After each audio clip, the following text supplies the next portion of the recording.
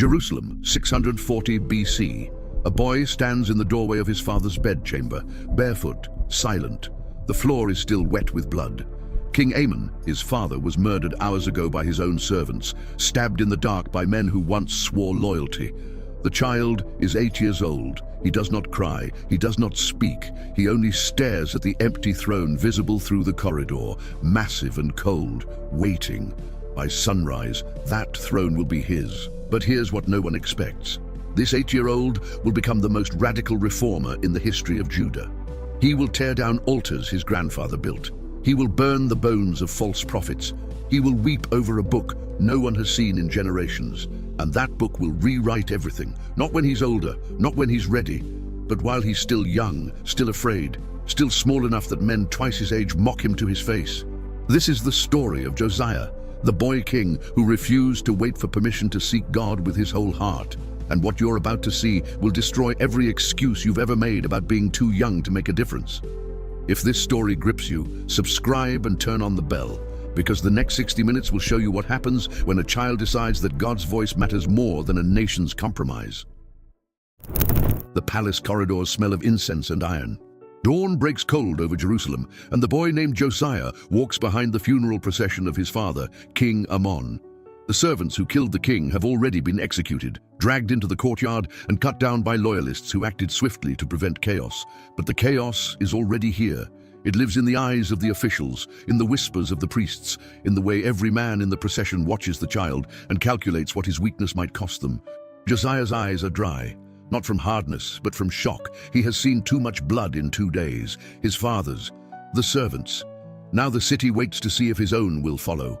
The high priest, Hilkiah, approaches as the procession ends. His robes are stained with ash, his face carved by decades of compromise.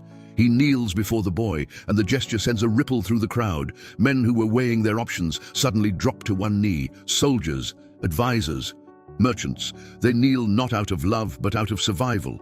A kingdom without a king is a kingdom ripe for invasion. Hilkiah speaks, his voice low and steady. "The throne is yours, my lord." Josiah stares at him. The words make no sense. He is 8. He still sleeps with a lamp burning in his room because the dark frightens him. He does not know how to lead an army, balance a treasury, or negotiate with Egypt. He knows how to read, barely. He knows the names of his grandfather's gods because they are everywhere. Baal, Asherah, Molech, the queen of heaven. He knows his father worshipped them. He knows his grandfather, Manasseh, filled the temple with them. But he does not know the name of the God of David. One of his tutors steps forward, a thin man named Ahikam, with careful eyes and a voice like oil. The boy is young, Hilkiah. He will need guidance. Hilkiah does not look away from Josiah. The God of David does not count years. He counts hearts. The priest's words hang in the air, strange and out of place. No one has spoken of the God of David in this palace for decades. Manasseh reigned for 55 years and spent most of them erasing that name from public life. Amon continued the work. The tutors, the advisors, the priests, they are all products of that erasure. They bow to Yahweh in name, but their altars are crowded with others. Josiah says nothing. He is lifted onto the shoulders of guards and carried into the throne room. The seat of cedar towers above him, carved with lions and pomegranates, symbols of a kingdom that once knew its God. He climbs onto it, and his feet do not touch the floor. He grips the armrests to keep from sliding forward. The room is packed with men, nobles, priests, provincial governors, all watching, waiting, testing. Ahikam steps beside the throne and speaks for him, as protocol demands. The king accepts the crown. The king will honor the gods of his fathers. The king will keep the peace. Josiah's throat tightens. He wants to speak, wants to say, what? That he does not want this. That he is afraid, that something about the phrase gods of his fathers makes his stomach twist. But he is 8, and the room is full of men with swords, and so he stays silent. That night, alone in his father's chamber, now his chamber, Josiah cannot sleep. The bed is too large, the room smells like blood, even though the servants scrubbed it clean. He lights a lamp and searches the room, not knowing what he is looking for. Beneath a cushion near the window, his fingers find something. A small scroll, rolled tight and tied with a fraying cord. He unrolls it carefully. The parchment is old, the ink faded in places. It is a ledger, a list. His grandfather Manasseh's handwriting, meticulous, obsessive. High place rebuilt at Bethel. Asherah pole erected in the temple courts. Altar to Molech, consecrated in the valley of Hinnom. 7 children offered. Shing, pillars raised on every roof in Jerusalem. Mediums consulted. Spiritists given rooms in the palace. The list goes on. 55 years of abominations, written in careful, bureaucratic ink. At the bottom, a final note in different handwriting. His fathers continued all practices. The gods are pleased. The kingdom is stable. Josiah's hands begin to shake. He does not yet know the law of Moses. He has never heard the 10 Commandments read aloud. But something in him, something deeper than teaching, older than memory, recoils. He feels it in his chest, in his throat, in the way his breath catches. This is wrong. Not politically, not strategically, morally. The word is too big for him, but the feeling is unmistakable. He rolls the scroll shut and hides it beneath his own pillow. He does not know what to do with it, but he knows he will not forget it. Dawn comes too quickly. The advisors arrive with the day's business. Tribute from the provinces, requests for audiences, a delegation from Edom, and then an offering. A servant enters carrying a tray of incense, fine and fragrant, prepared for the morning sacrifice. Ahikam gestures toward the brazier in the corner of the throne room. "The gods must be honored, my lord. It is custom." Josiah looks at the incense, at the brazier, at the expectant faces around him. He thinks of the ledger, the list, the children. His voice cracks when he speaks. It is still a child's voice, high and thin, but it carries, "Burn it." The room freezes. Ahikam blinks. "My lord, burn the incense, not as an offering. Just burn it." "But the gods, burn it." The servant hesitates, looks to Ahikam, then to Hilkiah. The high priest's face is unreadable. He nods once. The servant takes the incense and throws it into the brazier without ceremony, without prayer. It burns. The room smells sweet, but there is no invocation, no ritual, just smoke. The officials exchange glances, confusion, irritation, a few barely concealed smirks. The boy king is squeamish. He will grow out of it. Or he will be shaped. Either way, he is manageable. But as Josiah sits on his throne, too small for the seat, his shadow cast long by the brazier's light, one of the older servants, a man who served under Hezekiah, Josiah's great-grandfather, leans toward another and whispers, "He has his great-grandfather's eyes." The other servant frowns. "Manasseh's." "No, Hezekiah's," and no one dares ask which lineage will win. 6 months into his reign. Josiah is still 80. But the palace has begun to shape itself around him. The advisors have learned his rhythms. He wakes early, eats little, asks too many questions. He does not yet make decrees, but he watches everything. The way grain is distributed, the way priests rotate through the temple, the way his tutors carefully avoid certain subjects when teaching him to read. The royal court gathers for the Feast of the New Moon, a ceremony drenched in syncretism, where the name of YHWH is sung alongside the drums of Molech, where prayers are offered to the Queen of Heaven and the God of Abraham in the same breath. The great hall is filled with incense, roasted lamb, wine, and the low hum of political conversation. Josiah sits at the head of the table, barely visible behind the platters of food. The meat before him has been blessed. He knows this because he watched the priest perform the ritual an hour earlier, slicing the throat of the lamb, catching the blood in a basin, pouring half at the altar of YHWH and half at the feet of an Asherah pole. A hedge, a compromise. The priests call it wisdom. His grandfather called it survival. Josiah does not eat. The chief steward, a heavy man named Zebediah, leans close. His breath smells like wine. "You must eat, my lord." The people are watching. They expect their king to honor all powers, not just one. He gestures subtly toward the provinces, representatives seated below, men from Edom, Moab, officials from the northern territories. Judah has survived by compromise. "Your grandfather understood this. 55 years of peace, my lord, that is no accident." Josiah's tutor, Ahikam, adds more gently, "Your great-grandfather Hezekiah was a reformer. He tore down the high places. But after him came Manasseh, and Manasseh rebuilt them. Why? Because Assyria demanded it, because survival required it. Purity is a luxury, my king. Judah cannot afford luxuries." The boy's jaw tightens. He is 9 now, though barely. Still small, still silent in most meetings, but his fork remains untouched beside the meat offered to idols. he drinks only water. When the priest stands to offer the closing blessing, naming Baal, Asherah, and YHWH in a single breath, Josiah's hands clench beneath the table. After the feast, he does not return to his chamber. He climbs the narrow stairs to the palace roof, a place he has discovered in recent weeks. It is flat, open, cold at night. From here he can see the entire city spread below. Jerusalem, city of David, city of God, choked with altar smoke. There are high places on every hill, bronze serpents coiled on rooftops, star pillars glinting in the moonlight. The Temple of Solomon sits in the center, massive and dark. But even from here, Josiah can see the Asherah pole standing in its courtyard, carved and draped in offerings. The valley of Hinnom glows faintly to the south, where the Tophet burns, where children are still passed through the fire to Moloch, though rarely now, carefully now, because the practice is controversial even among idolaters. Josiah kneels on the cold stone. He does not yet have scripture. He has fragments, phrases his mother whispered before she died, songs his nurse sang when he was small, stories of Moses overheard in shadowed halls. He knows there was a law once. He knows his great-grandfather Hezekiah loved it, but he does not know what it said. He does not know what God requires. His prayer is wordless at first, just a boy's grief, a boy's confusion. Then haltingly he speaks aloud to the dark, "God of my fathers, if you are real, if you are one, show me." No answer comes. No voice, no thunder. Just the wind rising off the Judean hills, cold and indifferent. But in the silence, something shifts in him. Not certainty, clarity. The idols below are not just wrong, they are parasites. They devour and give nothing back. They take children and gold and worship, and in return, they offer only fear. Fear of famine, fear of invasion, fear of the gods themselves. And Josiah realizes, kneeling there on the roof, that he has lived his entire life inside that fear. He does not want to anymore. The next morning, in full court, Josiah gives his first true command. His voice is still high, still thin, but it does not waver. Remove the Asherah pole from the palace courtyard.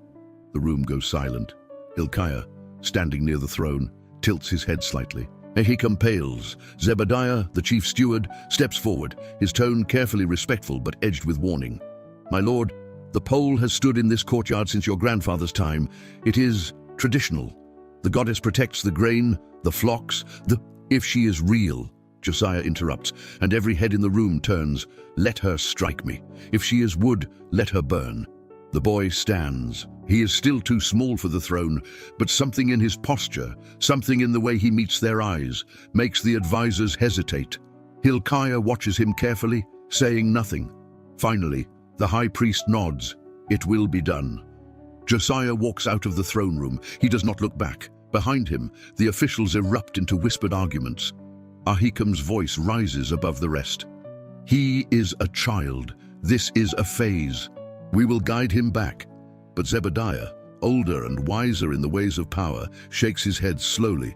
No, that was not a phase. That was a choice. By afternoon, the Asherah pole is carried out of the courtyard. Not destroyed, not yet, but removed, laid on its side in a storage shed. The priests are furious. The people are confused. Rumors spread through the city. The boy king has rejected the goddess. He has chosen his god. That night, 3 high-ranking officials resign their posts. They do not cite the Asherah pole specifically. They speak of differences in vision and the need for new leadership. But everyone understands. Lines are being drawn, loyalties tested. Josiah lies awake in his chamber, staring at the ceiling. He wonders if he has made a terrible mistake. He wonders if the grain will fail next harvest, if the officials will say it is his fault, if the people will turn on him. He is 9 years old. He has just defied the gods of his nation, and he has no idea what comes next. But when he closes his eyes, he does not see the angry faces of the priests. He sees the roof, the city, the high places burning in the dark, and he feels faintly the wind. It is enough. Josiah is 12 now. 3 years have passed since the Asherah pole was removed, and the kingdom has not collapsed. The grain grew, the flocks multiplied. The goddess, if she ever existed, did not strike him down. The officials who resigned have been replaced, carefully, quietly, with men Hilkiah recommended, men who remember Hezekiah, men who do not flinch when the boy king asks questions about the God of Moses. But the high places remain. The altars on the hills still smoke. The priests of Baal still collect their offerings.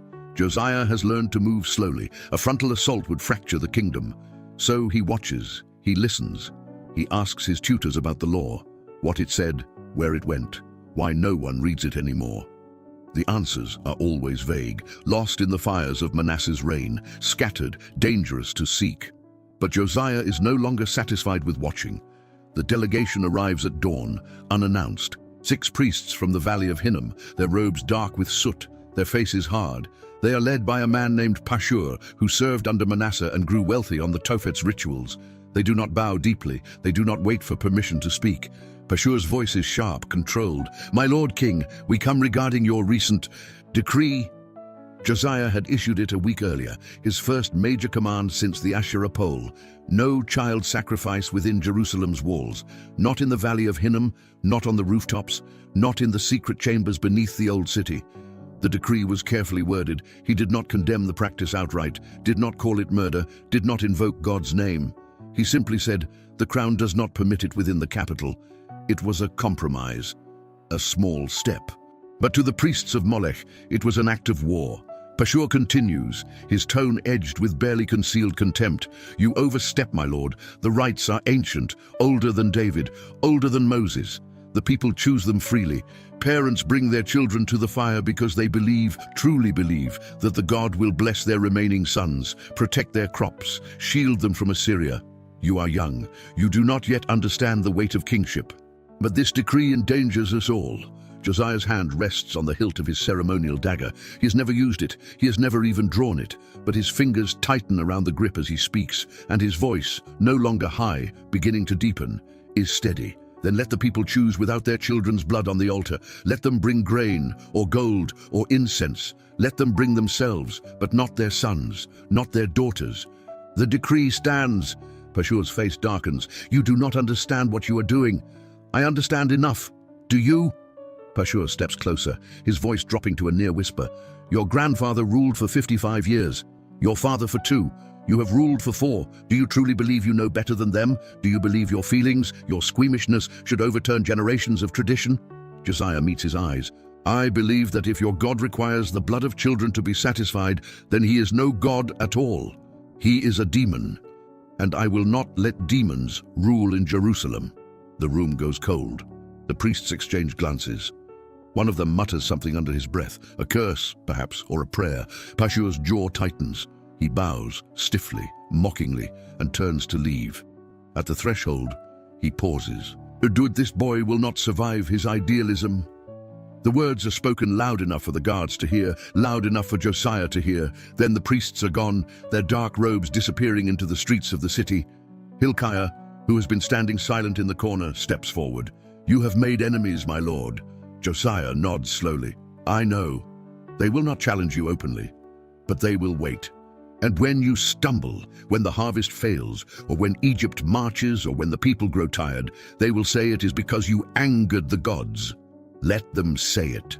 Hilkiah studies the boy for a long moment. Then, quietly, he speaks. "There is something you should know. I have been searching in the temple archives, in the old storage rooms. The law you keep asking about, the statutes of Moses, I believe fragments of it still exist. Hidden, buried. Your grandfather did not destroy everything. Some scribes hid copies, some priests kept portions in secret." Josiah's heart quickens. "Where?" "I do not know yet, but I will keep looking." Hilkiah hesitates. "There is a scribe in the temple. His name is Shaphan. He is old, cautious, loyal to the memory of Hezekiah. If anyone knows where the writings are, it is him. Bring him to me." Shaphan arrives that afternoon. He is thin, bent with age, his hands ink-stained and trembling slightly. He bows low, confused, nervous. Kings do not summon scribes unless there is a letter to write or a treaty to record. But Josiah does not ask him to write. He asks him to remember. "You served under my great-grandfather." "Yes, my lord. In his final years." "Did he have a copy of the law, the Torah of Moses?" Shaphan's eyes widen slightly. He glances at Hilkiah, then back at Josiah. "He did, my lord. He read from it daily. He had it copied and placed in the temple, in the inner chambers near the ark." "And what happened to it?" Shaphan's voice drops. "Your grandfather Manasseh burned most of it. What he could not burn, he hid or defaced. Some of us, scribes, Levites, we saved what we could. Fragments, scrolls, pieces of Deuteronomy, parts of Exodus. We buried them in the temple walls, in storage rooms, under stones. We did not know if they would ever be found again. We only knew we could not let the words disappear entirely. Josiah stands, walks to the window. Below, the city sprawls, choked with idols. He speaks without turning. I want you to search every room in the temple, every storage chamber, every sealed alcove. I want the law found. I do not care how long it takes. My lord, the temple is vast. It has been neglected for decades. It will take... Then start today. Josiah turns, and his eyes are burning. I do not want fragments. I do not want pieces. I want the whole law. I want to know what God said, what he required, what we have broken. I want to know the truth. Shaphan bows deeply, his voice thick with emotion. I will search, my lord, until I find it, or until I die trying. That night, Josiah's closest childhood friend comes to him. His name is Jehoiakim, son of a nobleman, raised in the palace alongside Josiah. They played together as boys, trained together, shared tutors. But since the Asherah pole was removed, since the decree against child sacrifice, Jehoiakim has grown distant, quiet. Now he stands in Josiah's chamber, arms crossed, face conflicted. They are saying, "You have gone mad." Josiah looks up from the scroll he was reading, a fragment Shaphan brought him, part of a psalm. Who is saying that? Everyone. The priests, the nobles, my father. Jehoiakim steps closer, his voice urgent. Josiah, I know you mean well. I know you want to honor God. But you are tearing Judah apart. You are alienating the very people who keep this kingdom stable. You are destroying traditions that have held us together for generations. Traditions that burn children. Rare traditions. Extreme cases. Most people do not. But some do. And you would have me ignore it because it is inconvenient. Jehoiakim's jaw clenches. I would have you be wise. Strategic. You are a king, Josiah, not a prophet. Your job is to rule, not to purify. Josiah stands slowly. Do you believe that? Do you truly believe that God calls kings only to manage compromises? That he does not care what we worship as long as the borders are secure? Jehoiakim looks away. His voice is quieter now, almost sad. And I believe you are alone, Josiah, and I cannot follow you there. The words land like a blade. Josiah's throat tightens, but he does not speak. Jehoiakim turns and walks out, closing the door softly behind him. The boy king stands in the silence of his chamber, 13 years old, feeling the weight of the crown not as gold, but as isolation. He has lost his first companion to his first conviction. He sits on the edge of his bed, staring at the fragment of the psalm. The words are faint, but he can read them. The Lord is near to the brokenhearted and saves the crushed in spirit. He does not feel saved. He feels alone, but he does not stop searching. Josiah is 16 now, old enough to ride into battle, young enough to be dismissed by men who have held swords longer than he has been alive. He has begun to travel beyond Jerusalem, visiting the provincial towns, inspecting the high places his grandfather built and his father maintained. At first, he only observes. He walks among the altars, the Asherah poles, the bronze serpents coiled on hilltop shrines. He watches the people bring their offerings, grain, wine, animals, occasionally something darker. He listens to the priests chant their formulas, blending the name of YHWH with the names of Baal and the Queen of Heaven, as though they were all part of the same divine council. And something in him begins to break. He does not announce his intentions. He does not send heralds ahead or issue proclamations. He simply begins to act. In a village north of Jerusalem, he orders the Asherah pole cut down. The villagers gather, uncertain, afraid. The priest protests, but Josiah's guards surround the site, and the pole falls. In another town, he commands the high place dismantled, stone by stone. The people watch in silence, some weeping, some angry, most simply confused. By the time he reaches Bethel, his reputation precedes him. Bethel, ancient Bethel, where Jeroboam once built a golden calf, where Manasseh restored the altars, where the north and south still mingle their gods in a grotesque compromise. The altar here is massive, old, stained with decades of blood. When Josiah arrives, the priest is waiting, flanked by armed men, not soldiers, mercenaries, hired to protect the shrine. The priest's name is Uriah. His voice is calm, but his hand rests on the hilt of his blade. This is sacred ground, boy king. You have no authority here. Josiah dismounts, his guards tense, hands moving to their swords. The boy king walks forward slowly, deliberately. He is taller now, his frame beginning to fill out, but he is still young, still unproven in combat. Uriah watches him approach, measuring, calculating. Josiah stops 3 paces away. I am the king of Judah. Every stone in this land is under my authority. Not this stone. This altar has stood for 100 years. It belongs to the gods, not to you. Then let the gods defend it. Uriah's sword clears its sheath halfway, then stops. Something in the boy's eyes, not rage, not arrogance, certainty. A certainty so deep, so unshakable, that it makes the older man hesitate. He has seen kings before. He has seen warriors. But he has never seen a boy stand unarmed before drawn steel and not flinch. Slowly, Uriah's blade slides back into its sheath. He steps aside, shaking. His men do not move. Josiah gestures to his guards, and they begin dismantling the altar. Stone by stone, it falls. The people of Bethel watch from a distance, silent, torn between fear and something like awe. But the victories are small, and the nights are long. In his tent, after the day's work, Josiah writes, he has begun keeping a private journal, letters to God that no one else will read. He writes on torn parchment by candlelight, his hand cramped, his heart spilling onto the page. Lord, am I enough? Am I right? What if I am destroying what should be rebuilt slowly, carefully? What if my zeal is only pride? What if I am leading Judah into disaster? He pauses, staring at the words. Then he continues. The priests say you have many faces, many names, that you accept all worship as long as the heart is sincere. But I do not believe them. I do not know why. I do not have the law. I do not have proof. But when I see the high places, when I smell the incense and hear the chants, I feel revulsion, not anger, revulsion, as though my soul knows something my mind has not yet learned. He sets the pen down. His hand is shaking. He folds the letter, walks to the brazier in the corner of the tent, and lets it fall into the flames. He watches it curl and blacken. He has burned a dozen such letters. He does not know why he keeps writing them, perhaps because there is no one else to speak to. Jehoiakim is gone. The advisors are polite but distant. Hilkiah is supportive but cautious. Even Shaphan, faithful Shaphan, seems wary of how far Josiah is willing to go. One fragment of the letter escapes the flame, blown aside by a draft. It lands on the floor of the tent, half scorched, the ink still legible. Lord, I am still a child, but I will not bow. The next morning, Shaphan finds it. He picks it up carefully, reads it and tucks it into his own robe without a word. He will keep it for the rest of his life, a relic of the boy king's lonely faith.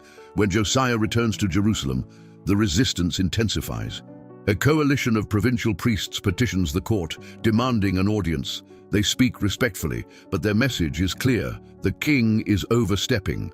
The people are confused. The economy is suffering. Pilgrims no longer travel to the high places. Offerings have dropped. Entire towns that relied on shrine revenue are struggling. They frame it as concern for the kingdom's stability, but beneath the words is a threat. Ahikam, still one of Josiah's tutors though the king is nearly grown, takes him aside after the meeting. My lord, you must slow down. You are making enemies faster than you can manage them. The priests are powerful. They have networks, resources, influence. If they unite against you, then let them unite, Josiah says quietly. I am not doing this to win their approval. Then what are you doing it for? Josiah looks at him, and for a moment the mask of kingship slips. He looks tired, young, uncertain. I do not know. I only know that I cannot stop. Ahikam sighs. Then at least be strategic. Do not go alone into hostile territory. Do not confront armed priests without your full guard. Do not make yourself a martyr before your work is done. Josiah nods slowly. The advice is wise. But something in him resists it. Strategy is compromise, and he is so tired of compromise. That night, he makes a decision. He calls Hilkiah and Shaphan to his private chamber and tells them what he has been planning for months. I want the temple restored, fully, completely. I want every room opened, every crack repaired, every alcove cleansed. I want it to be what it was in Solomon's day, a house for the name of the Lord, not a warehouse for idols. Hilkiah hesitates. My lord, the cost, the labor, it will take years. Then we start today. Shaphan leans forward, his old eyes sharp. And what do we do with what we find? Josiah meets his gaze. What do you mean? The temple has been sealed in places for decades. Storage rooms no one has entered since Hezekiah, chambers filled with forgotten things. If we open them all, we may find more than dust. Josiah's heart begins to pound. He understands. Shaphan is telling him the law might be there, hidden, waiting. Then we search everything, Josiah says. Every stone, every scroll, every jar. And when we are finished, we will read the law of God in its courts. Whether it condemns us or saves us, we will know. Hilkiah stares at him. You are asking God to judge your own throne. Yes. The high priest's face is unreadable. Finally, he bows. And then it will be done. The decree goes out the next day. The temple of the Lord will be restored. Workers are hired. Levites are jawand, stone masons, carpenters, plasterers, men who have not worked on the temple in a generation. The project begins slowly, carefully. Rooms are opened, dust is cleared, and in the deepest, oldest chambers, beneath years of neglect, things begin to emerge. But the law, if it is there, remains hidden. And Josiah waits. The 18th year of Josiah's reign. He is 26 now, no longer a boy, but still young by the standards of kings. His face has hardened, his shoulders broadened, his voice deepened into the tone of command. But his eyes remain restless, searching, as though he is still looking for something he cannot name. The temple restoration has been underway for months. The outer courts have been repaired, the walls replastered, the bronze pillars polished until they gleam in the sun. But the inner chambers, the forgotten storage rooms, the sealed alcoves, are only now being opened. Hilkiah oversees the work personally, moving through the temple with Shaphan at his side, cataloguing what they find. Broken pottery, moth-eaten vestments, tarnished silver bowls, the debris of decades. And then, in a room buried beneath the treasury, behind a false wall that crumbles at the touch of a workman's chisel, they find it, a scroll, wrapped in linen, sealed with wax, the fabric yellowed with age but intact. Hilkiah lifts it carefully, his hands trembling. He unrolls a corner, just enough to see the script. Hebrew, ancient, formal. The opening words make his breath catch. These are the statutes and judgments which you shall observe to do in the land which the Lord God of your fathers gives you. Shaphan, looking over his shoulder, goes pale. Is that the book of the law? Hilkiah's voice is barely a whisper. The Torah, Moses' words. They stare at it, both men frozen, as though the scroll might vanish if they move too quickly. Around them, workmen continue hammering, scraping, oblivious. Hilkiah rewraps the scroll carefully and tucks it under his arm. We must take this to the king, now. They do not walk, they run. Josiah is in the palace courtyard when they arrive, reviewing reports from the provinces. He looks up, sees the expression on Hilkiah's face, and everything else falls away. The high priest holds out the scroll, breathless. My lord, we have found something. Josiah takes it. His hands are steady, but his heart is hammering. He unrolls it slowly, carefully. The script is faded in places, but legible. He begins to read silently, scanning the lines, and with each sentence, something inside him tightens. This is not poetry, not proverbs. This is law, command, requirement, the voice of God, unfiltered, uncompromised. He looks up at Shaphan. Read it. Aloud, Shaphan takes the scroll, his voice shaking slightly as he begins. The king listens. The courtyard falls silent. Guards stop moving. Servants pause. And as the words unfold, blessings for obedience, curses for apostasy, the air itself seems to grow heavier. You shall have no other gods before me. You shall not make for yourself a carved image. You shall not bow down to them or serve them. For I, the Lord your God, am a jealous God. Josiah's face hardens. Take heed to yourself, lest you make a covenant with the inhabitants of the land, lest you make a covenant with their gods, and they play the harlot with their gods and sacrifice to their gods. His jaw clenches. You shall not give any of your children to offer them to Moloch, and so profane the name of your God. His breath quickens, and then Shaphan reaches the curses. Deuteronomy 28.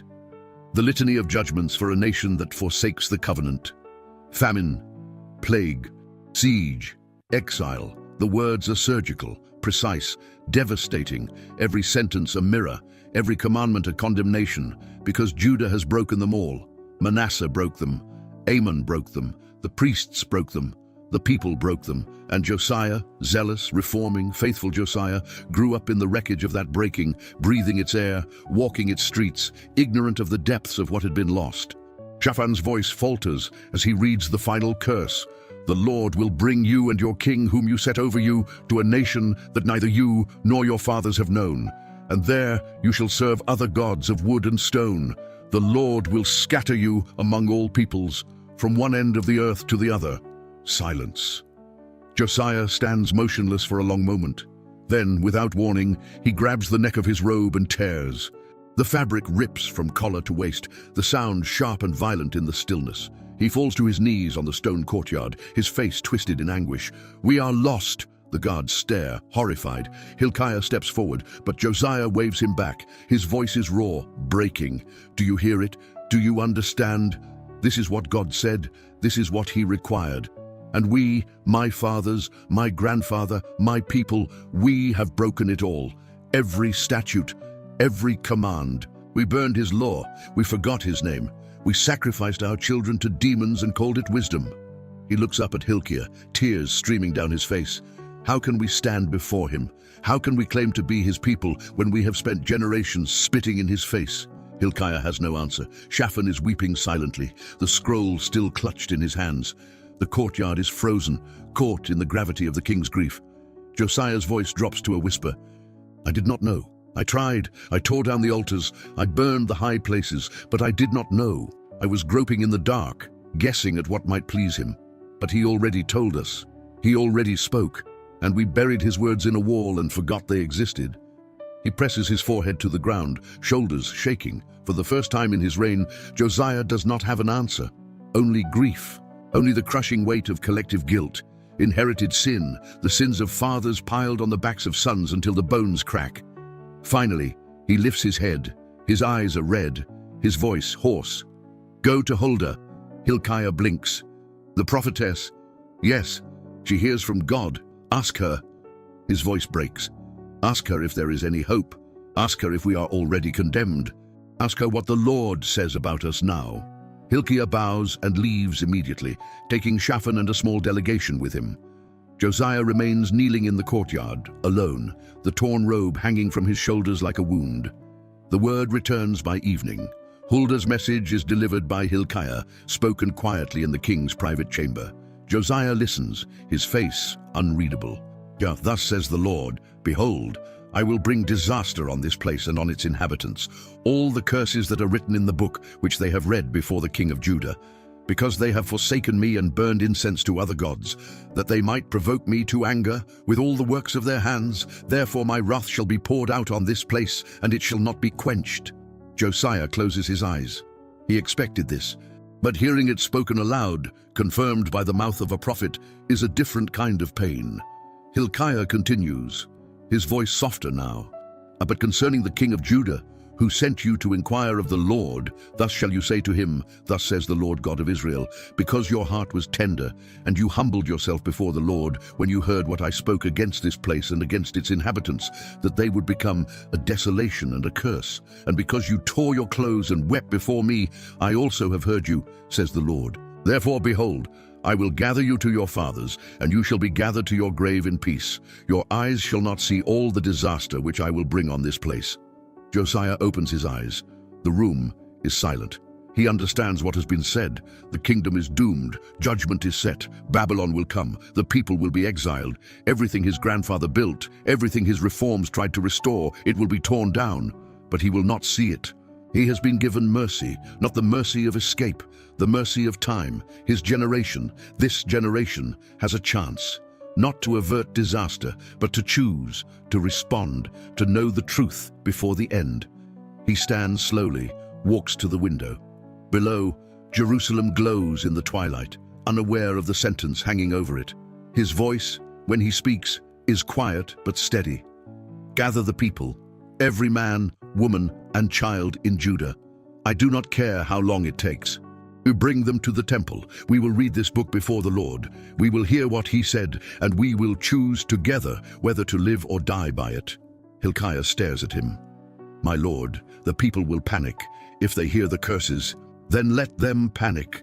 Josiah turns, and his eyes are burning again. "Let them hear, let them know, let them choose with open eyes. I will not hide the word of God to keep the peace. I will not manage their fear."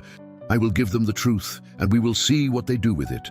The decree goes out that night. In every town, every village, heralds proclaim the summons. The king commands your presence in Jerusalem. Bring your families, bring your elders. Come to the house of the Lord. The people come, confused, afraid, curious. They fill the temple courts, spilling into the streets, tens of thousands of them, pressed together in the late afternoon sun. And Josiah stands before them, the book of the law in his hands, and begins to read.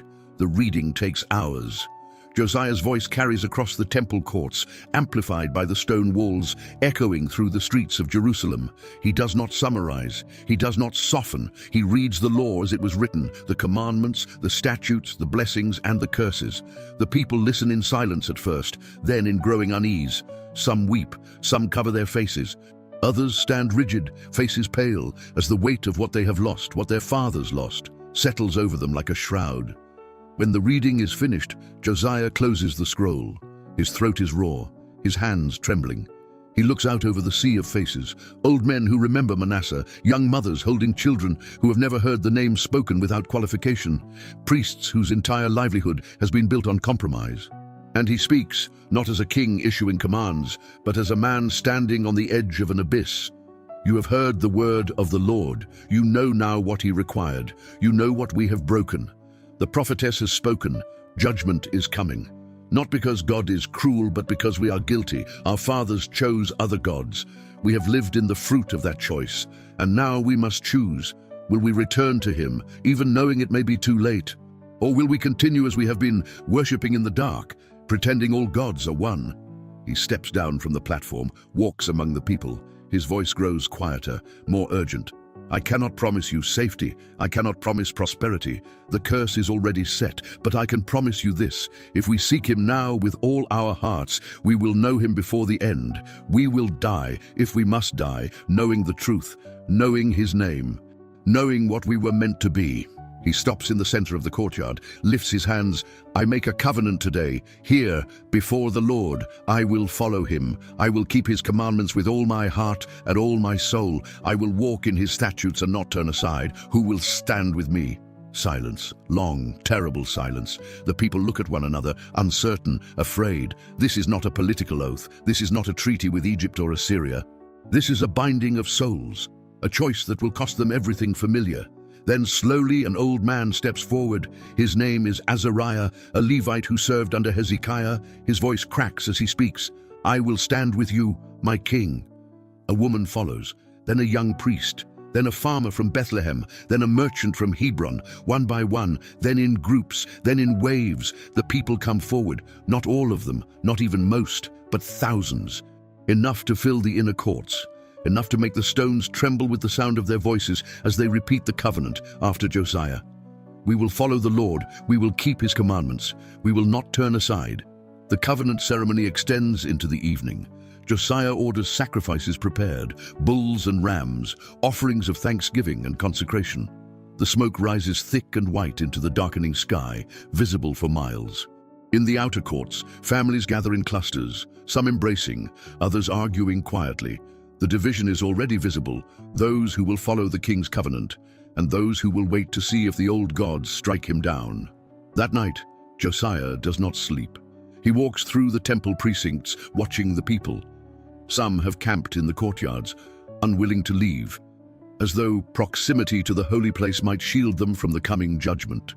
Others have already departed, slipping back to their towns under cover of darkness, their faces troubled. He finds Shaphan near the eastern gate, sitting on a low wall, staring at the stars. The old scribe looks exhausted, ink-stained, his shoulders bent under years of careful survival. Josiah sits beside him without speaking. After a long moment, Shaphan breaks the silence. Do you know what your great-grandfather Hezekiah said to me once?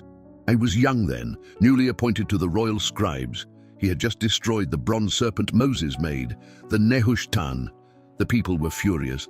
They said he was destroying their heritage, their protection, and I asked him, privately, if he was afraid. Shaphan's voice is soft, distant.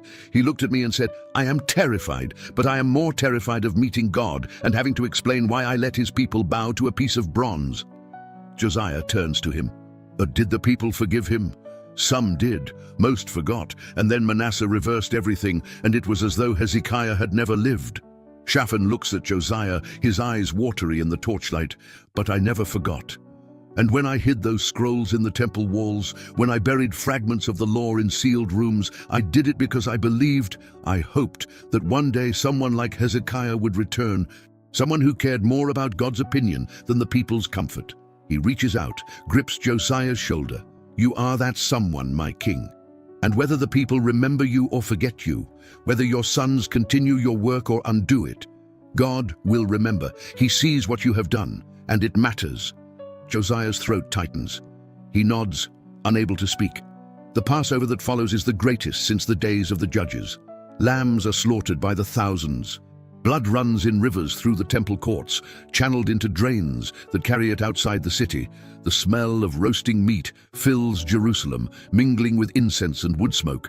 Families gather, many of them celebrating the feast for the first time in their lives, relearning rituals their grandparents forgot. The Levites move through the crowds, teaching, correcting, explaining. Children ask questions their parents cannot answer, and grandparents weep as memories long buried resurface. Josiah himself walks among them, sleepless, tireless, his torn robe still hanging from his shoulders like a banner of repentance. He stops at family clusters, listens to their questions, blesses their children. He eats with the poor, sits with the Levites, corrects priests who still try to blend the feast with foreign customs. He is everywhere at once, driven by a desperation he cannot name, a sense that this moment, this Passover, might be the last true one before the darkness returns. And he is right to fear. Beneath the celebration, something darker stirs. The provincial lords begin to calculate their losses. The high places are gone, the shrine economies have collapsed. Towns that once thrived on pilgrimage traffic are starving. Priests who lived on offerings now beg for bread. And the king, in his zeal, has made no provision for compensation. He has simply torn down the altars and expected faith to sustain the displaced. In the northern territories, whispers of rebellion circulate. Not open revolt, Josiah's army is still loyal. His reforms still popular enough in Jerusalem, but quiet, patient resistance. Priests of Baal vanish into the hills, taking their sacred objects with them. They wait in caves and abandoned shrines, performing rituals in secret, keeping the old ways alive. Local officials delay implementing the king's decrees, citing lack of resources, confusion, regional differences. A network of resentment spreads, silent and slow, like roots growing beneath stone, waiting for the moment when Josiah's strength falters. In a tavern in Samaria, 3 former priests meet in a back room. They do not speak loudly, they do not use names, but their intent is clear. The boy king has gone too far. He is no longer a boy, he is a fanatic. Then we treat him as one. They pool their gold, smuggled from Edom, donated by provincial lords who have lost fortunes. They hire a man, a professional, someone who has killed before and will kill again if the price is right. His instructions are simple. Enter the palace at night, find the king's chamber, and finish what Ammon's servant started 18 years ago. The assassin accepts the contract without emotion. He does not care about gods or reforms. He cares about gold. And the gold is good. One night, weeks after the Passover, he slips into the palace. The security has been reduced. Josiah diverted funds to the temple restoration, and the royal guard is thinner than it has been in years. The assassin moves through the corridors like smoke, blade drawn, steps silent. He knows the layout. He has studied it. He reaches the king's chamber without encountering a single guard. The door is slightly ajar. He pauses, listening. Silence. Then, a voice.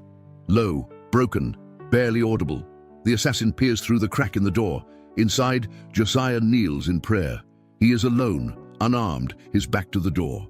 A single oil lamp burns on a low table beside him, the flame small and flickering, struggling against a draft from the window.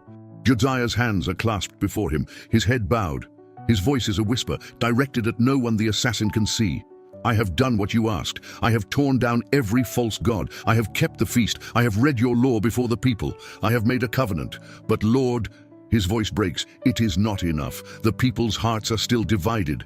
I see it in their eyes. They fear you, but they do not love you. They obey because I command it, not because they desire it. They stand in your courts, but they dream of the high places. And I do not know how to change that. I do not know how to reach them. He lifts his head slightly, staring at the lamp. The flame wavers, almost goes out, then steadies. Josiah's shoulders shake. I am afraid that when I'm gone, they will return to Baal, afraid that I have rebuilt walls but not souls.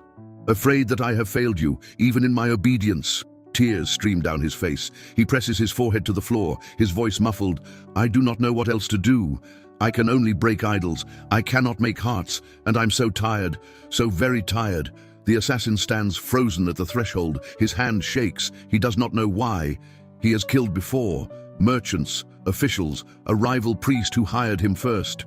He has stood over dying men and felt nothing, but he has never seen a king weep. He has never heard a man in power admit weakness so nakedly, so completely, without guard or pretense. The blade trembles in his grip. He thinks of the gold waiting for him in Samaria. He thinks of the priests in the hills, the lords calculating their revenge. He thinks of how easy it would be, one thrust between the ribs, quick and clean. The king would not even see it coming, but he cannot move. Because the man kneeling before him is not the fanatic the priest described. He is not the tyrant the lords painted. He is just broken. A man carrying a weight too heavy for one person, collapsing under it in the only place he thinks no one can see. The assassin takes a step back, then another, and then he turns and leaves, silent as he came, the contract unfulfilled. He will never speak of what he saw. He will return the gold, claim the target was too well guarded, disappear into another province. But he will never forget the image of the boy king, no longer a boy, weeping alone in the lamplight, begging a god the assassin does not believe in for strength to continue a work he knows will fail. The next morning, Josiah rises before dawn and goes to the temple. He does not know how close death came in the night. He does not feel the assassin's eyes on him or the blade that hovered inches from his back. He only feels the exhaustion, the uncertainty, the weight of a kingdom that will not stay reformed. He walks through the outer courts, past the workers still repairing the eastern wall, past the Levites preparing the morning sacrifice. He enters the inner chamber, the holy place, and stands before the veil that separates him from the most holy. He does not enter. Only the high priest may do that, and only once a year. But he stands as close as he dares, his forehead nearly touching the heavy fabric. "Speak to me," he whispers. "Please, if there is anything more you require, tell me. If there is a way to reach them, show me. I will do it, whatever it costs." No voice answers. No vision comes. Only silence. The same silence that met him on the palace roof when he was 9 years old. But this time, the silence feels different. Not empty, not absent, just waiting. As though God is present but withholding words, forcing Josiah to walk by faith rather than sight. He stays there until the sun rises, until Hilkiah finds him and gently reminds him that the court is waiting, that there are decisions to make, provinces to govern, a kingdom to hold together even as it fractures. Josiah nods and follows. But something has shifted in him. He no longer expects certainty. He no longer waits for signs. He simply continues, because the alternative, to stop, to compromise, to return to the old ways, is unthinkable. That afternoon, a young mother approaches him in the temple courts. She is poor, her clothes patched and faded, her hands rough from labor in the fields. She carries an infant in her arms, a boy perhaps 6 months old, with dark eyes and a tuft of black hair. She bows awkwardly, nervous, unsure if she is even allowed to speak to the king directly. Josiah stops, waits. "What is your name?" "Abigail, my lord." "And your son?" She hesitates, then smiles, timid but genuine, a smile that transforms her worn face. "I named him Jedediah, beloved of the Lord, because of you, my king, because you made it possible for me to teach him the name I never knew. My mother worshipped Asherah. My grandmother sacrificed to the Queen of Heaven. But I will teach my son the law. I will tell him about the Passover. I will tell him about the God who brought us out of Egypt." Josiah's throat tightens. He reaches out, touches the child's head gently, his large hand covering the baby's entire skull. He whispers a blessing over him, the words from the book he now knows by heart. "The Lord bless you and keep you. The Lord make his face shine upon you and be gracious to you. The Lord lift up his countenance upon you and give you peace." The mother's eyes fill with tears. She bows again and hurries away, clutching her son close, disappearing into the crowd. It is a small thing. One child, one name, one mother determined to break the cycle of idolatry. But in that moment, Josiah sees it, sees what Shaphan tried to tell him. The seeds planted not in decrees or ceremonies, but in whispered prayers, in names given in hope, in mothers teaching sons the word their grandmothers forgot. It will not stop the exile. It will not avert the judgment. Hulda's prophecy stands. Disaster is coming, but this will survive. The knowledge of God, passed from lip to lip, from scroll to scroll, from generation to generation. Babylon will come. The temple will burn, the people will be scattered, but the name will outlast Babylon. The word will outlast exile, and somewhere in a foreign land, a mother will whisper to her son about the God of Abraham, Isaac, and Jacob, and the chain will hold. Josiah does not know this yet. He only feels it faintly like the wind on the roof all those years ago, enough to carry him forward, enough to face the next day, the next threat, the next heartbreak. But hope does not stop the sword of empires, and Egypt is coming. 609 BC. 13 years have passed since the Book of the Law was found. Josiah is 39 now, his beard streaked with grey, his face carved by years of struggle.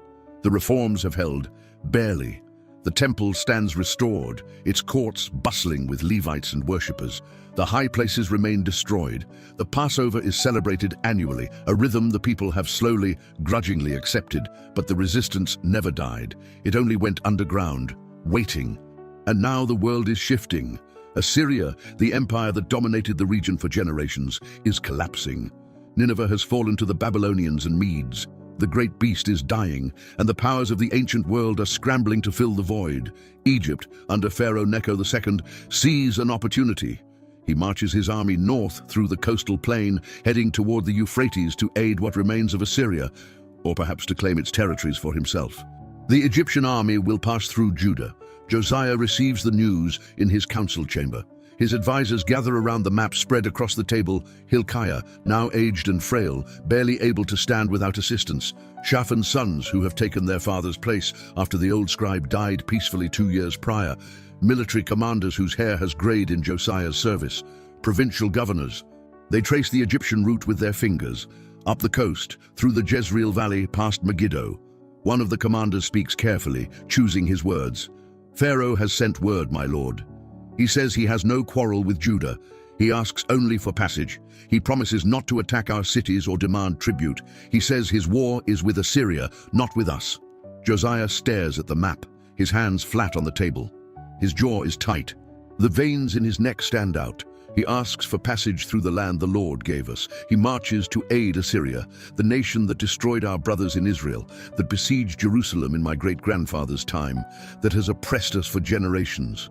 And I am to simply let him pass, as though Judah is merely a road for empires to march on at their convenience. Hilkiah leans forward, gripping the edge of the table for support. His voice is weak but urgent, each word an effort. My lord, Egypt's army is vast, experienced, battle-hardened. We have been at peace for years. Our forces are not prepared for a full-scale war. Our young men know how to farm, how to keep Passover, but not how to face Egyptian chariots. Then we prepare them. In how long? Necho will reach Megiddo in weeks. We do not have time to train an army, to forge weapons, We have faith. Josiah's voice cuts through the room like a blade. He looks up from the map, his eyes blazing with the old fire that once burned down Asherah poles and shattered altars. Did the Lord not deliver Hezekiah from Sennacherib? Did he not strike down 185,000 Assyrians in a single night? Did he not promise that if we walk in his statutes, if we keep his commandments, he will be our shield and our fortress? Silence falls. The advisors exchange glances, worried, uncertain. They have followed this king through radical reforms, through the destruction of ancient shrines, through the restoration of forgotten feasts. But this feels different. This feels like something breaking. Finally, one of Shaphan's sons, Ahikam, named for Josiah's old tutor who died years ago, speaks, his tone cautious, respectful. My lord, the prophetess Huldah said you would go to your grave in peace. She said you would not see the disaster that is coming for Judah. If you march to war against Egypt, I risk obeying God. Josiah slams his hand on the table and the map jumps. Huldah said, I would not see the disaster that is coming for Judah because of our father's sins. She did not say I should bow to every foreign king who crosses our borders. She did not say I should let Egypt march through the land of promise as though the Lord does not reign here. What kind of faith is it that trusts God for spiritual things but not for political ones? What kind of God do we serve if he cares about altars but not about empires? Hilkiah's face is pale, drawn, his hands shake. My king, I beg you, I have stood with you through everything. I found the book. I wept with you over the covenant. But please, do not do this. Not every battle is yours to fight. Sometimes wisdom is knowing when to step aside. Sometimes courage is restraint.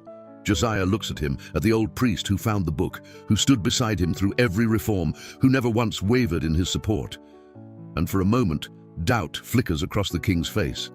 His certainty wavers. He sees Hilkiah's age, his frailty, the love in his eyes. But then he shakes his head. I have spent my entire life tearing down the gods of Egypt, Assyria, Babylon. I have told my people that the Lord alone is God, that he alone is worthy of trust, that he alone has power over nations. How can I now stand aside and let Pharaoh march through Judah unchallenged? What message does that send to my people? That God is sovereign except when empires are involved, that we trust him for feasts and sacrifices, but not for borders and battles. No one answers. Because they know he is right in a way. The logic is sound. The theology is consistent, and they know he is wrong in another way, because this is not a battle God commanded. This is not Jericho, or Ai, or the conquest of Canaan.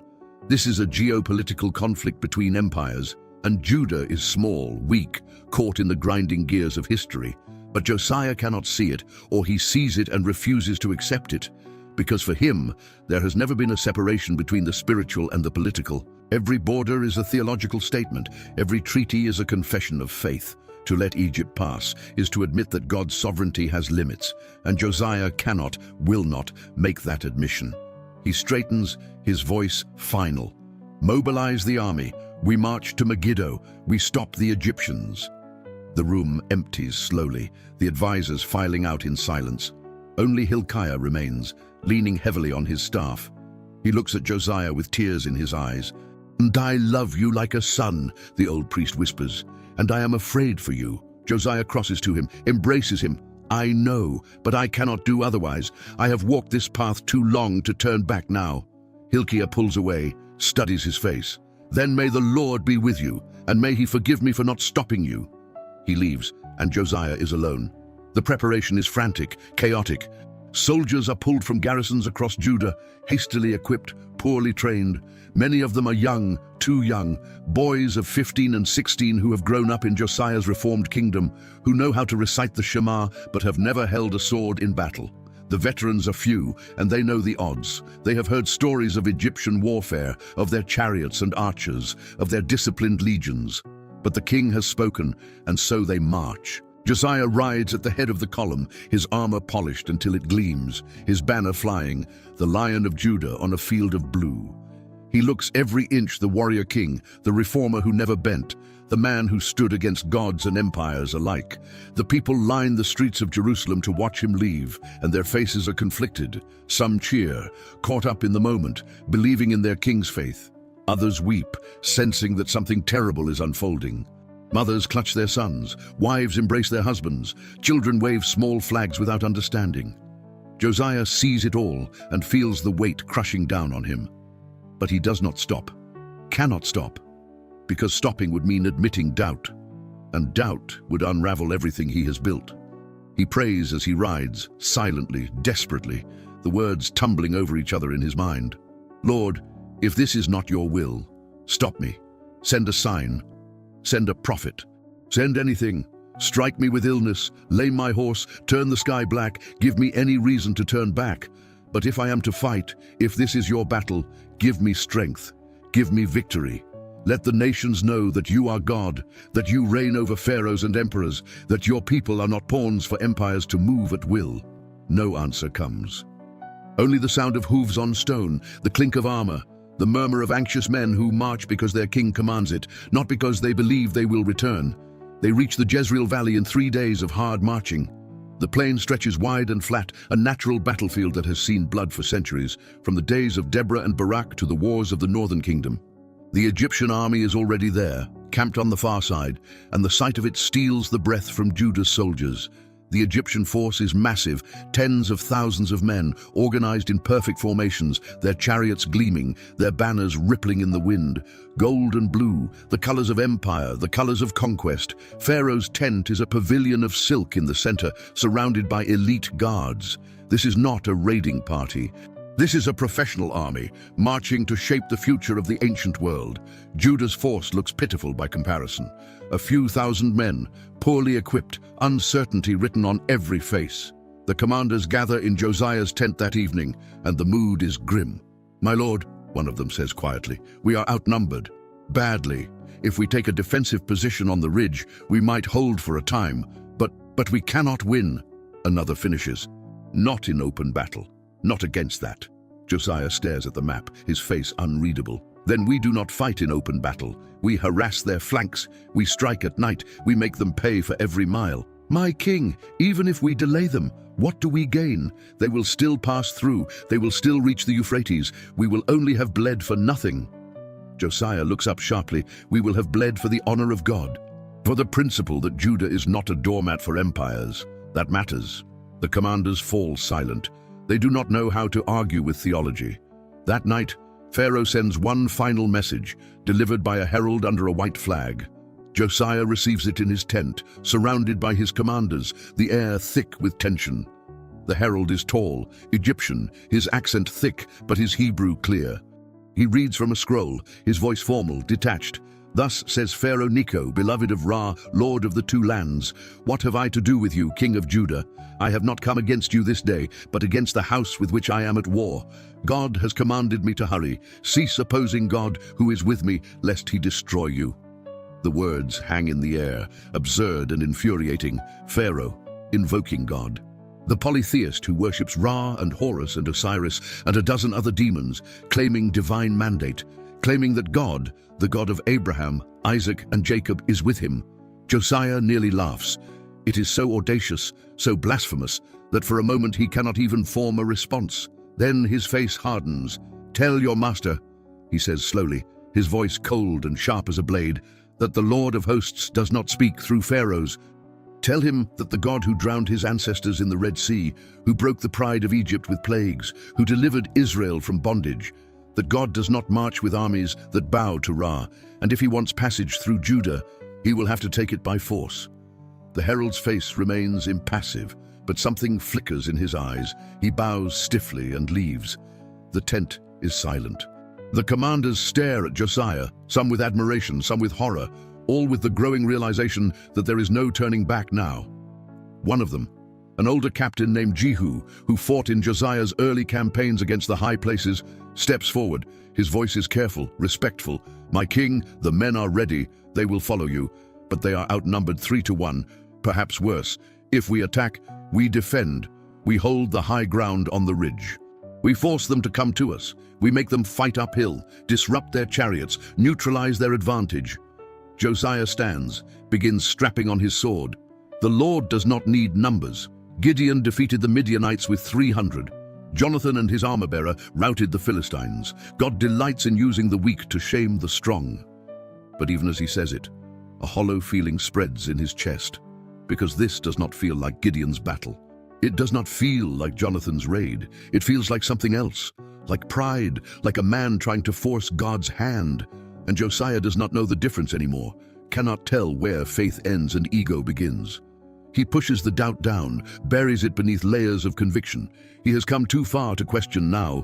The battle begins at dawn. The Egyptians advance in formation, disciplined and brutal, their movements precise as a machine. Chariots flank the infantry, archers march in the rear. Josiah's forces meet them at the base of the ridge, shields locked, spears bristling. For a moment, one breathless, desperate moment, it seems they might hold. The clash is deafening, metal on metal, screams of pain and rage, the dull thud of bodies hitting the ground. Josiah fights in the center, his sword rising and falling, his voice hoarse from shouting commands. Around him, his men die. Boys from Bethlehem, farmers from Hebron, Levites who traded scrolls for swords. They die bravely, crying out the name, invoking the God they believe will save them. But they die. The Egyptian line pushes forward, relentless. Judah's formation begins to buckle. Men break and run. Officers try to rally them, but panic is contagious. Josiah sees it happening, sees his army dissolving, and something in him fractures. And then the Egyptian archers loose. Thousands of arrows darken the sky, a black rain that falls without mercy. Josiah raises his shield, deflects 2, 3, then one finds the gap. It punches through his side, beneath the armor, between the ribs, deep into his torso.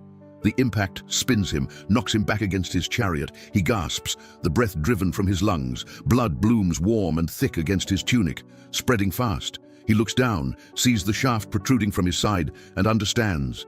His captain, Jehu, shouts, "The king is struck! Fall back! Protect the king!" Josiah tries to speak, tries to say no, hold the line, do not retreat. But his mouth fills with copper. His vision blurs. The battlefield roars around him, chaos, screaming, the clash of armies crumbling into rout. His guards form a circle, drag him into the chariot, throw his body across the floor. The driver whips the horses, and they lurch forward, away from the fight, away from the dying. Josiah grips the edge of the chariot, his knuckles white, slick with blood. He can feel the arrow lodged in his side, can feel his strength pouring out with every beat of his heart.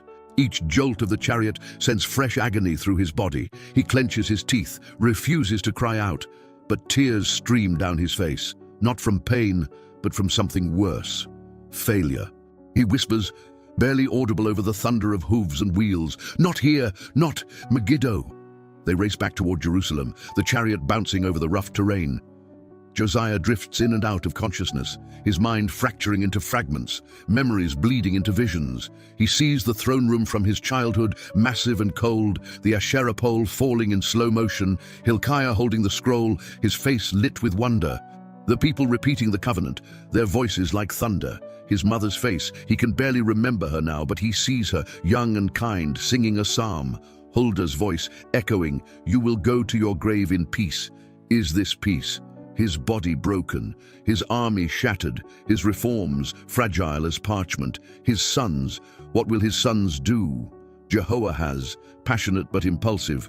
Jehoiakim, pragmatic, ambitious. Will they continue the work? Will they remember the law? Or will they return to the high places, rebuild the altars, undo everything in a single generation? He tries to pray, but the words will not come. Only blood, only pain.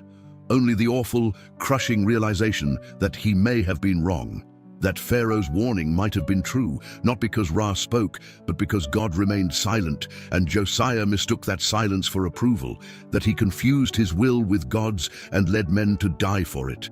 The thought is unbearable. He groans, not from the wound, but from the weight of it. They carry him through the gates of Jerusalem as the sun sets, painting the sky blood red.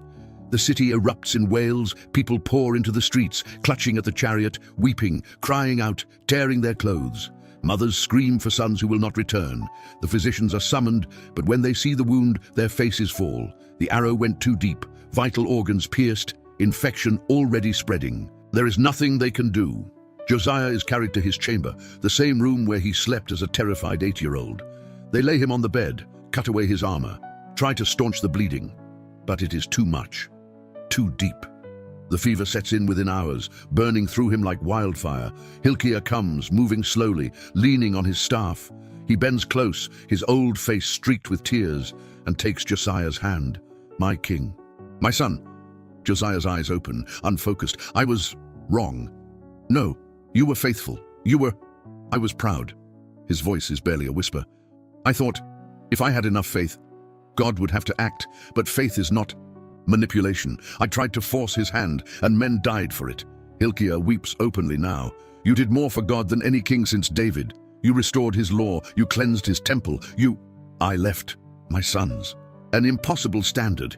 Josiah coughs, blood flecking his lips. "How can they follow a father who burned so bright? He burned out." Shaphan's sons gather around the bed. Ahikam leans close, his face tight with grief. The Levites chant psalms outside the door, their voices mournful, rising and falling like waves, but Josiah barely hears them. His breathing becomes shallow, labored, each breath a struggle. He reaches out, fumbling, and Ahikam takes his hand. Josiah's lips move, trying to form words. Ahikam leans closer, his ear nearly touching the king's mouth.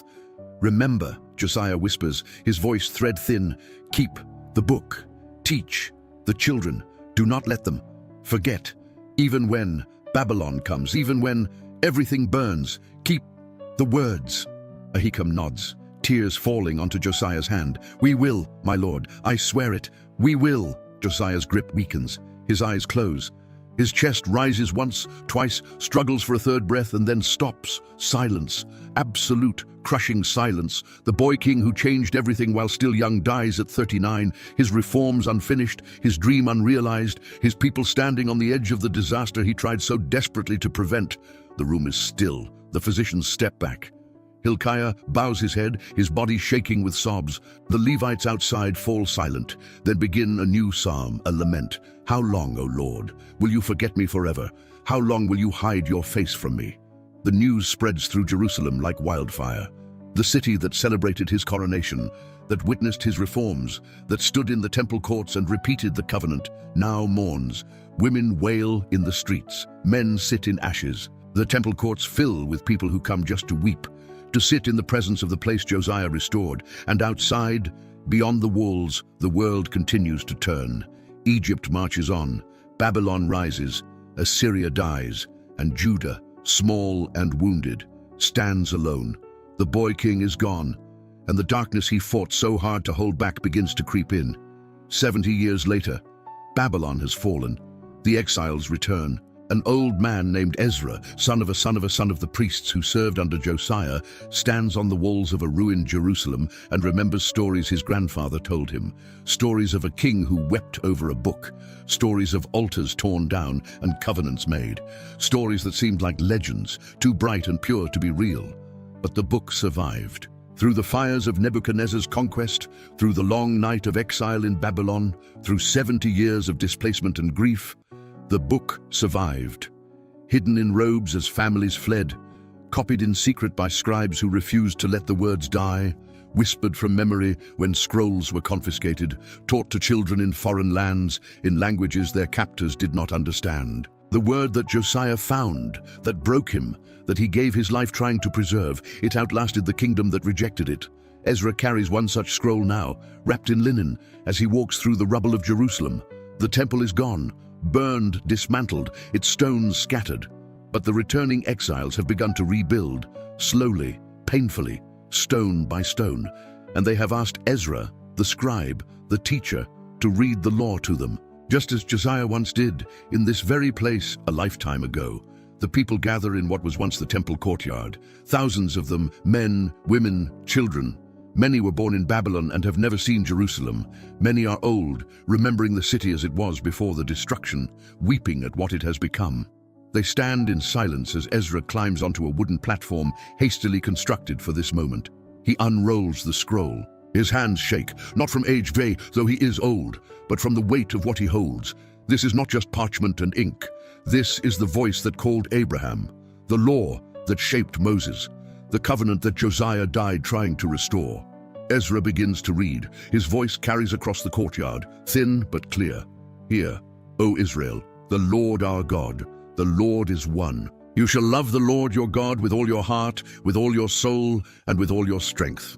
The people listen, and something happens that no one expects. They begin to weep, not quietly, not politely, but with deep, wrenching sobs.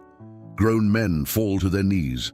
Mothers clutch their children. Old men who remember the first temple cover their faces and cry out because they recognize it. Not just the words, but the truth of the words. The standard they failed to meet, the covenant they broke, the God they abandoned. And yet here they are, returned from exile, standing in the ruins of their rebellion, hearing the same law their fathers ignored, and it has not changed. God has not changed. The standard stands, unmoved by their failure, but so does the mercy. One of the Levites, a man named Jeshua, steps forward. His voice is urgent, almost desperate.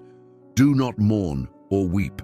This day is holy to the Lord your God. Go, eat rich food and drink sweet wine, and send portions to those who have nothing prepared, for the joy of the Lord is your strength.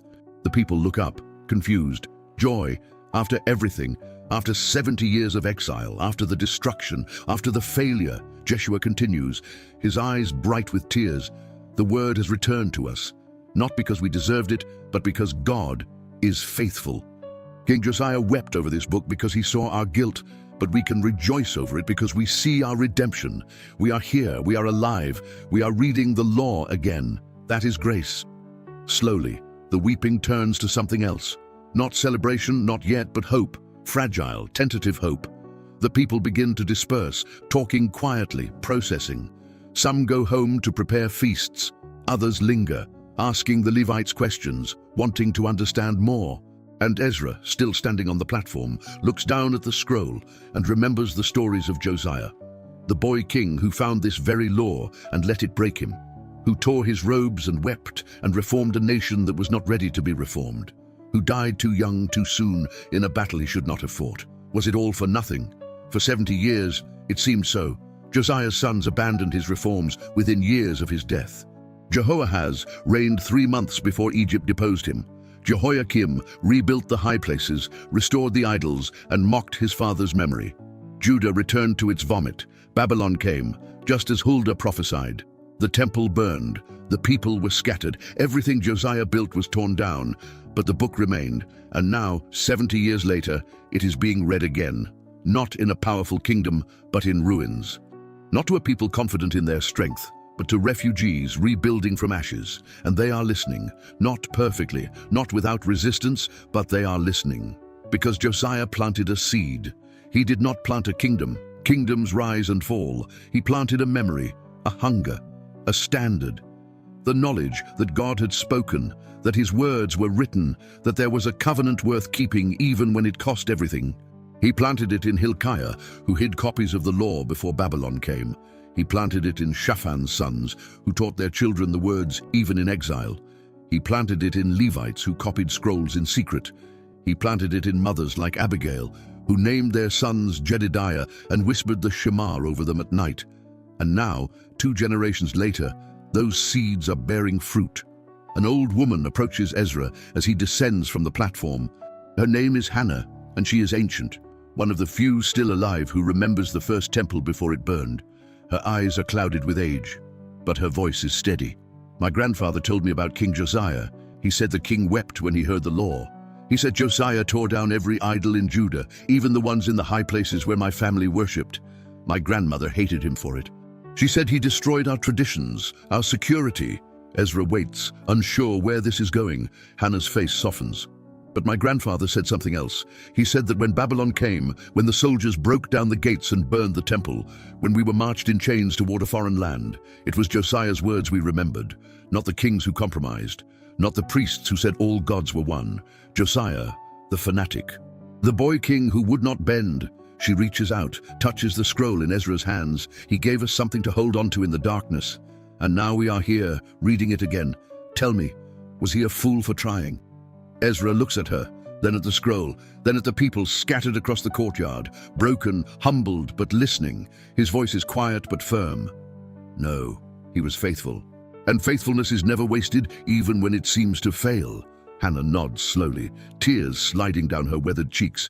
Then I forgive him for tearing down my grandmother's gods, because he was right. They could not save us, but his word did.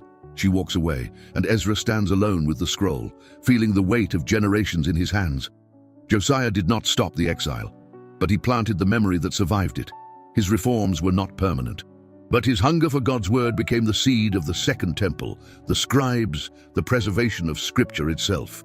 The book he found, the book that broke him, shaped the faith that endured Babylon, Rome, and every empire after. He did not see the fruit, but the fruit grew from his tears. Centuries pass. The second temple rises, then falls. Empires come and go. Persia, Greece, Rome. The Jewish people are scattered again, persecuted, driven into the corners of the earth. But wherever they go, they carry the book, the Torah, the law, the words Josiah wept over. And in every generation, there are those who read it and remember. A boy king once loved these words enough to tear down a nation's idols, once cared more about God's opinion than political survival, once wept over the gap between what God required and what his people had become. And that memory, that example, refuses to die. In the 1st century, a carpenter's son from Nazareth will read these same words and weep over Jerusalem, just as Josiah did. In the 16th century, a monk named Martin Luther will nail these truths to a door and split a church rather than compromise them. In every generation, there are Josiahs, imperfect, flawed, sometimes too zealous, who refuse to let the word be buried. Because Josiah teaches us this, reformation begins not when you are ready, but when you refuse to wait for a more convenient holiness. The book that undid him made him, and the God who wept with a boy king over a broken kingdom is the same God who stands with you now, asking, will you tear down the high places in your own heart? Will you let my word judge you and then remake you? The rejected became the foundation. The loss was the planting. The too young king who seemed to die too soon became the hinge on which a nation's return to God turned, because he did not wait for permission, age, or consensus to seek the Lord with his whole heart. And in the end, it was not his sword that mattered. It was the scroll he honored, the word he let break him, the light he refused to let go out. 1,000 years after Josiah's death, in a small synagogue in a forgotten corner of the Roman Empire, a child learns to read Hebrew. His teacher points to the words of Deuteronomy, the same words Shaphan read to Josiah. Hear, O Israel, the Lord our God, the Lord is one. The child reads haltingly, stumbling over the ancient script. But he reads, and the chain holds. From Josiah to Hilkiah to Shaphan, to the exiles to Ezra, to the scribes to the rabbis to this child, the word passes link by link, generation by generation. Josiah never saw this moment. He died thinking he had failed. But failure is measured by the wrong metric when we serve an eternal God. He did not preserve a kingdom. He preserved something far more valuable, the knowledge that God has spoken, that his words matter, that compromise is not wisdom, and that zeal for his name is not fanaticism. You are not too young, you are not too late, you are not too small to let God's word rewrite your life. Josiah teaches us this. It is never too early to seek the Lord with your whole heart. The book that judged him saved him.